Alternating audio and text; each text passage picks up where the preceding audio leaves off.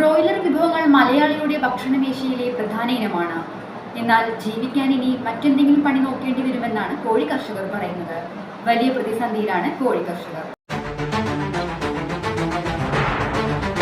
കേരളത്തിലെ ബ്രോയിലർ കോഴി വളർത്തു മേഖല പിടിച്ചു നിൽക്കാനുള്ള പെടാപ്പാടിലാണ്.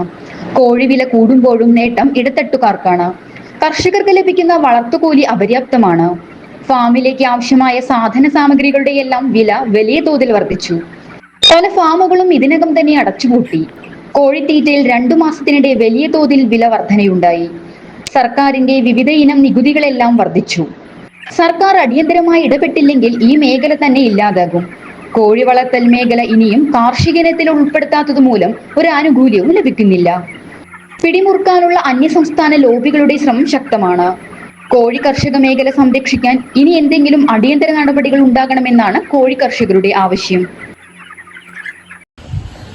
കേരളത്തിലെ ബ്രോയിലർ കോഴി വളർത്തൽ മേഖല വലിയ പ്രതിസന്ധിയിലൂടെയാണ് ഇപ്പോൾ കടന്നുപോയിക്കൊണ്ടിരിക്കുന്നത്. കേരള പോൾട്രി ഫാം അസോസിയേഷൻ എന്ന കോഴി കർഷകരുടെ സംഘടനയ്ക്ക് പറയാനുള്ളത്, കോഴി വളർത്തൽ മേഖല കാർഷിക മേഖലകളിൽ ഉൾപ്പെടുത്തിക്കൊണ്ട് മറ്റു കർഷകർക്ക് നൽകുന്ന ആനുകൂല്യങ്ങൾ ബ്രോയിലർ കോഴി വളർത്തൽ മേഖലയിൽ നൽകണം എന്നതാണ് കേരള പോൾട്രി ഫാം അസോസിയേഷൻ ആദ്യമായിട്ട് ആവശ്യപ്പെടുന്നത്. അതുപോലെ തന്നെ one time tax, labour cess, pollution control fees, licence fees എന്നീ ഇനത്തിൽ വലിയ തോതിലുള്ള ഫീസുകളാണ് ഇപ്പോൾ ഈടാക്കിക്കൊണ്ടിരിക്കുന്നത്.